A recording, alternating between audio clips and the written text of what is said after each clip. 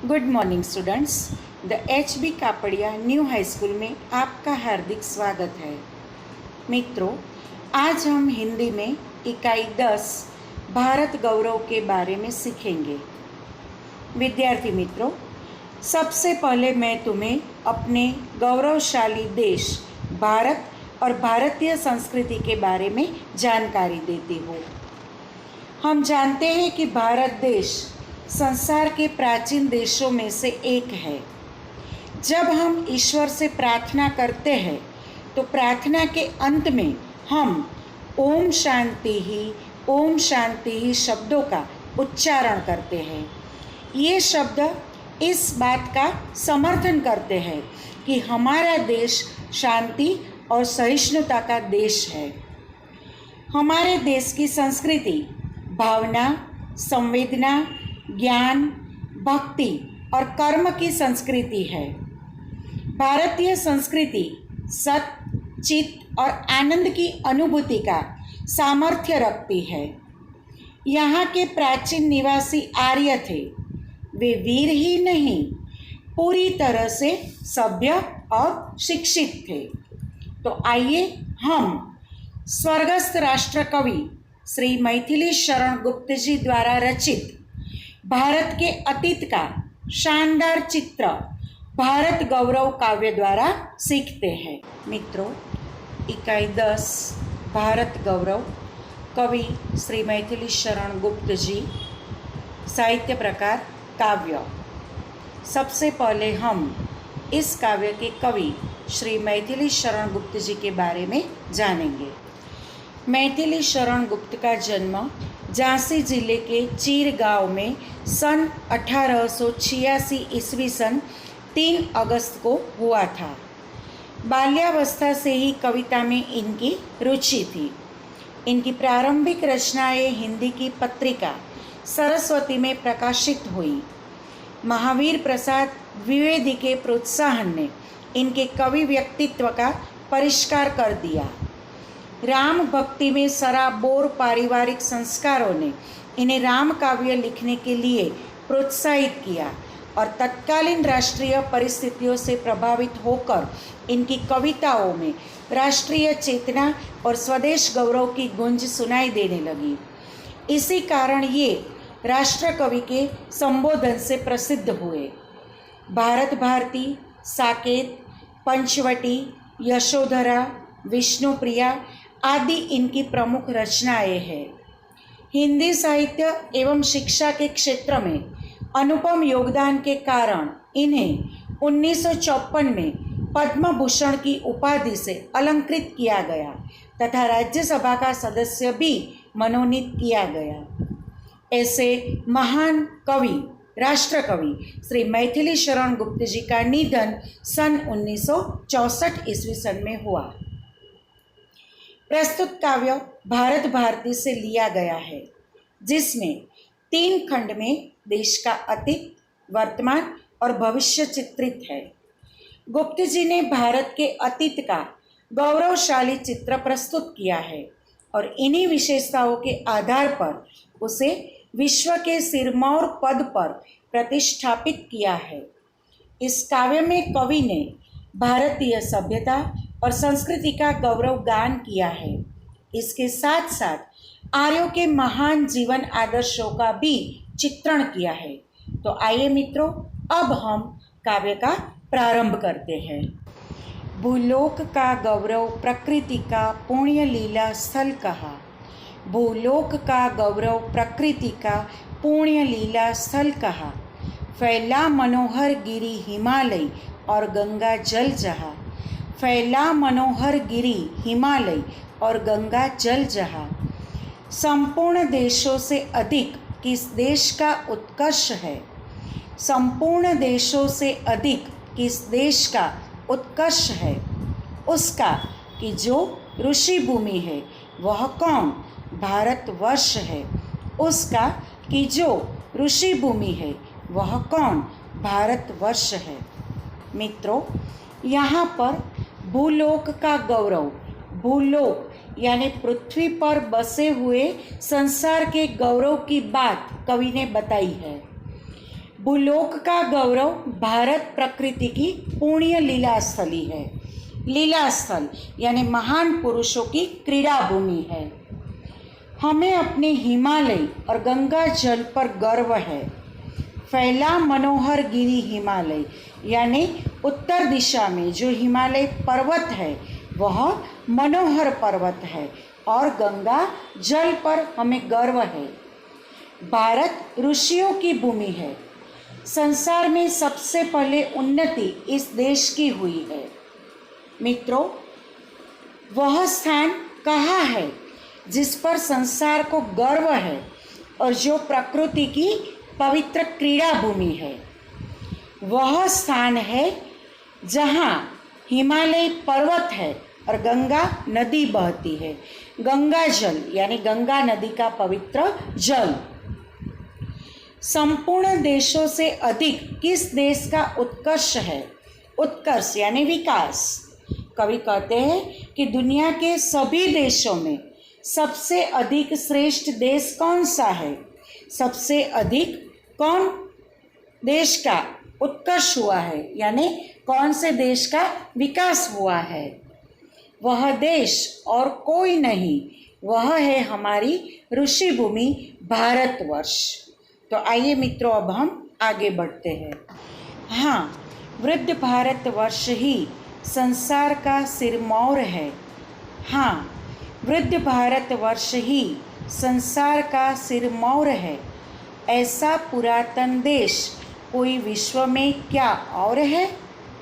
ऐसा पुरातन देश कोई विश्व में क्या और है? भगवान की भवभूतियों का यह प्रथम भंडार है। विधि ने किया नर सृष्टि का पहले यही विस्तार है। भगवान की भवभूतियों का यह प्रथम भंडार है। विधि ने किया नर सृष्टि का पहले यही विस्तार है। मित्रों, यहाँ हमारे भारत देश को संसार का सिरमौर बताया गया है। सिरमौर यानी कि श्रेष्ठ बताया गया है। जो भी दुनिया के देश है, इन सभी देशों में हमारा भारत देश सबसे पुराना देश है। संसार की तरह तरह की संपत्तियों का सबसे पहले यही हमारे देश को ही पता चला। मानव सृष्टि का विस्तार भी हमारे भारत देश में ही हुआ। तो कवि कहते हैं कि हाँ, यह वृद्ध भारतवर्ष ही संसार का सिरमौर है, यानी यह बूढ़ा भारतवर्ष संसार का सर्वश्रेष्ठ देश है। ऐसा पुरातन देश कोई विश्व में क्या और है? यानी प्राचीन देशों में इसके मुकाबले का दूसरा कोई देश नहीं है। कवि आगे बताते हैं, भगवान की भवभूतियों का यह प्रथम भंडार है। भवभूति यानी संसार का वैभव। भगवान ने संसार में वैभव के जो स्थान सबसे पहले बनाए, उनका प्रथम संग्रह, उनका प्रथम भंडार हमारे भारत देश में हुआ। विधि ने किया नर सृष्टि का पहले यही विस्तार है। विधि यानी ब्रह्मा, विधाता। ब्रह्मा ने, विधाता ने मानव सृष्टि का विस्तार भी भारत देश से ही किया है। अब आगे, यह पुण्य भूमि प्रसिद्ध है, इसके निवासी आर्य है। यह पुण्य भूमि प्रसिद्ध है, इसके निवासी आर्य है। विद्या, कला, कौशल सबके जो प्रथम आचार्य है। विद्या, कला, कौशल सबके जो प्रथम आचार्य है। संतान उनकी आज यद्यपि हम अधोगति में पड़े। संतान उनकी आज यद्यपि हम अधोगति में पड़े, पर चिन्ह उनकी उच्चता के आज भी कुछ है खड़े। पर चिन्ह उनकी उच्चता के आज भी कुछ है खड़े। मित्रों, यहाँ के प्राचीन निवासी आर्य थे। हमारे भारत देश के प्राचीन निवासी आर्य थे। वे वीर ही नहीं, पूरी तरह सभ्य और शिक्षित भी थे। उन्होंने संसार को विद्या और कला कौशल्य का ज्ञान दिया। कवि कहते हैं कि हम उन्हीं आर्यों की संतान है। आज हमारे देश की दशा अच्छी नहीं है, फिर भी प्राचीन सभ्यता संस्कृति के गौरव चिन्ह अब भी यहाँ मौजूद है। यह पुण्य भूमि प्रसिद्ध है, इसके निवासी आर्य है, यानी कि भारतवर्ष की यह पवित्र भूमि सारे विश्व में प्रसिद्ध है। विद्या कला कौशल सबके जो प्रथम आचार्य है, इसके निवासी आर्य है, यानी इस देश के जो भारतवर्ष की पवित्र धरती सारे विश्व में प्रसिद्ध है, ऐसे विश्व में प्रसिद्ध देश के निवासी आर्य है। उन्होंने ही सारे संसार को सबसे पहले विद्या कला और कौशल्य का ज्ञान प्रदान किया। कवि आगे कहते हैं, संतान उनकी आज यद्यपि हम अधोगति में पड़े, हम सब ऐसे आर्यों की संतान है जिसने सारे विश्व को सारे संसार को विद्या कला और कौशल्य का ज्ञान दिया। ऐसे आर्यों की संतानें आज बुरी दशा में है, फिर भी पर चिन्ह उनकी उच्चता के आज भी कुछ है खड़े, फिर भी उनके महान चरित्र के कुछ निशान आज भी मौजूद है। अब आगे, वे आर्य ही थे जो कभी अपने लिए जीते न थे। वे आर्य ही थे जो कभी अपने लिए जीते न थे। वे स्वार्थरत हो मोह की मदिरा कभी पीते न थे। वे स्वार्थरत हो मोह की मदिरा कभी पीते न थे। संसार के उपकार हित जब जन्म लेते थे सभी, संसार के उपकार हित जब जन्म लेते थे सभी, निश्चेष्ट होकर किस तरह वे बैठ सकते थे कभी। निश्चेष्ट होकर किस तरह वे बैठ सकते थे कभी। मित्रों, यहाँ पर कवि ने आर्यों की महानता के बारे में बताया है। आर्यों में परोपकार की प्रबल भावना थी। उनका जीवन दूसरों की भलाई में ही बीतता था। वे महान चरित्र के कर्मवीर पुरुष थे। आर्यों ने कभी अपना लाभ नहीं देखा, वे कभी निष्क्रिय नहीं बने। तो आइए अब हम इसे समझते हैं। कवि कहते हैं, वे आर्य ही थे जो कभी अपने लिए जीते न थे। कवि कहते हैं कि वे आर्य ही थे जो कभी अपने जीवन को अपना जीवन नहीं समझते थे। वे हमेशा दूसरों के लिए जीते थे, दूसरों की भलाई के बारे में सोचते थे। वे स्वार्थरत हो मोह की मदिरा कभी पीते न थे।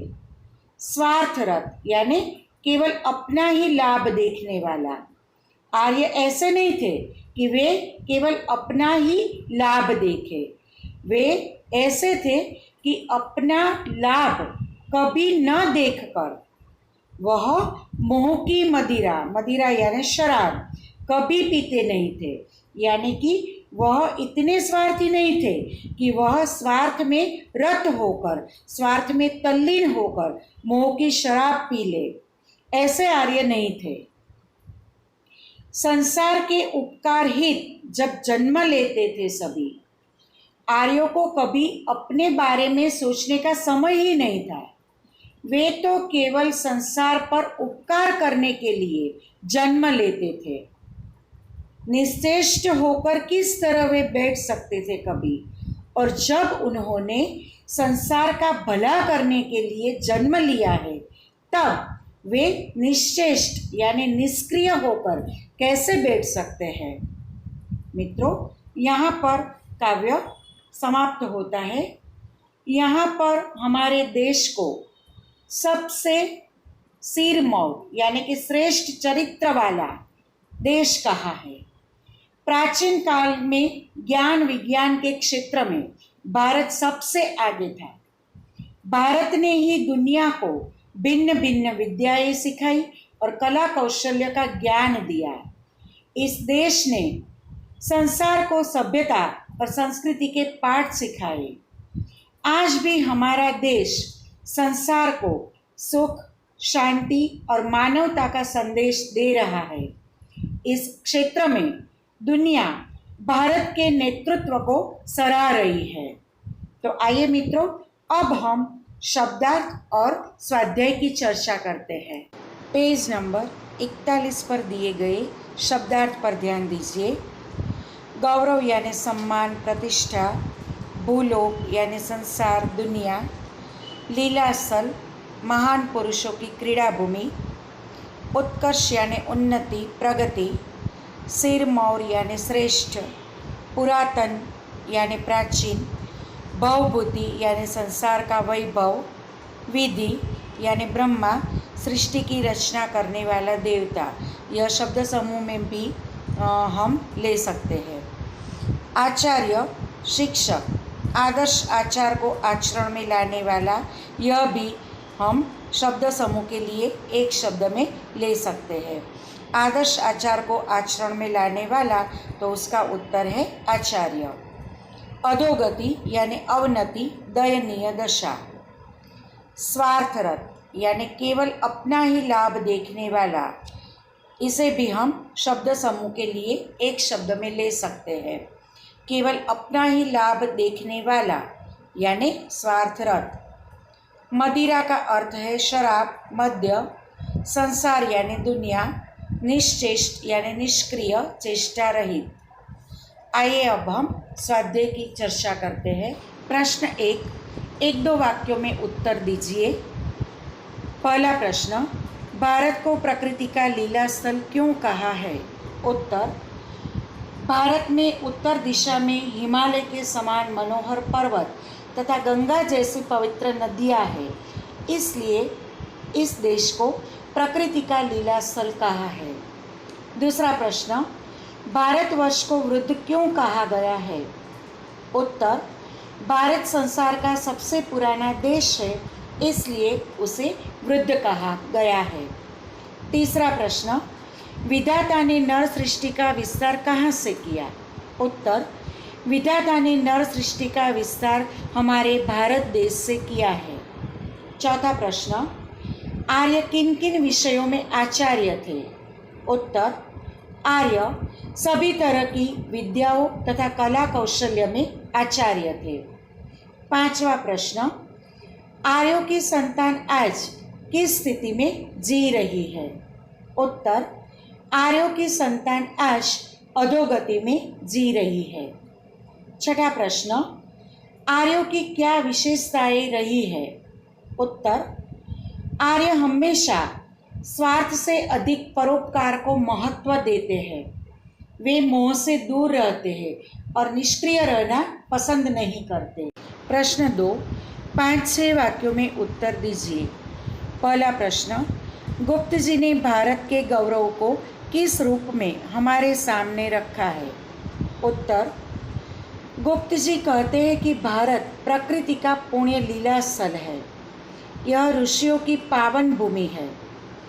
भारत संसार का सिरमौर है। भगवान की बनाई हुई भवभूतियों का सबसे पहला भंडार भारतवर्ष है। यहाँ के निवासी आर्यों की यह प्रसिद्ध भूमि है।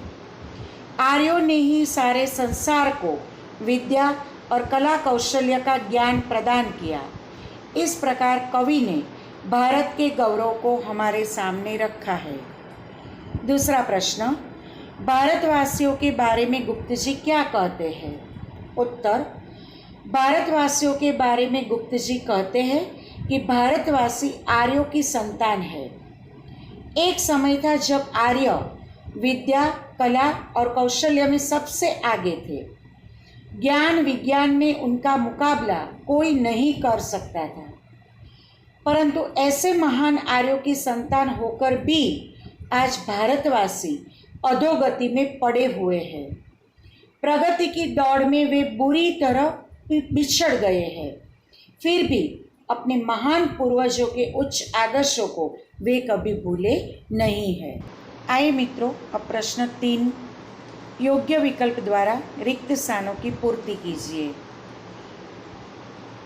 भारत को खाली जगह कहा गया है, उसका उत्तर है क ऋषिभूमि। दूसरी खाली जगह, वृद्ध भारतवर्ष ही संसार का सिरमौर है, ग। तीसरी, विधि ने खाली जगह का विस्तार यही से किया है, क नर सृष्टि। चौथी खाली जगह, भारत के निवासी खाली जगह है, आर्य, ख। पांचवी, आर्यों की संतान की आज खाली जगह हो गई है, क अधोगति।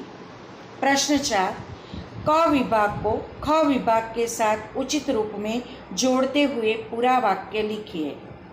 पहला वाक्य, वृद्ध भारतवर्ष ही संसार का सिरमौर है। दूसरा, विद्या कला कौशल के प्रथम आचार्य आर्य है। तीसरा, संपूर्ण देशों से अधिक भारत का उत्कर्ष है। चौथा, भगवान की भवभूति का प्रथम भंडार है। पांचवा, भारत जैसा पुरातन देश दुनिया में कोई दूसरा नहीं है। छठा, भारत के निवासी आर्य है। विद्यार्थी मित्रों, पेज नंबर 43 पर ध्यान दीजिए। प्रश्न 6, निम्नलिखित शब्दों के विरुद्धार्थी शब्द लिखिए। पहला शब्द अधोगति, उसका विलोम शब्द है ऊर्ध्वगति। वृद्ध यानी युवा, पुरातन यानी नूतन, प्रथम यानी अंतिम, विस्तार यानी संकुचन, पुण्यभूमि यानी पाप भूमि, उत्कर्ष यानी अपकर्ष, उच्च यानी निम्न। प्रश्न 7, शब्दों के पर्यायवाची शब्द लिखिए। हिमालय यानी हिमगिरी, गंगा यानी भागीरथी, गिरी यानी पर्वत, भूमि यानी धरा धरती, विश्व यानी दुनिया संसार जग जगत, मदिरा यानी शराब अथवा तो मद्य। तो विद्यार्थी मित्रों, यहाँ पर हमारा काव्य 10 समाप्त होता है। आशा करती हूँ कि आपको पूरी तरह से काव्य समझ में आया होगा। अगर कोई भी दिक्कत है तो आप मेरा संपर्क कर सकते हैं और CW में यह शब्दार्थ, स्वाध्याय और काव्य आपको लिखना है। Thank you. जय भारत, जय हिंद।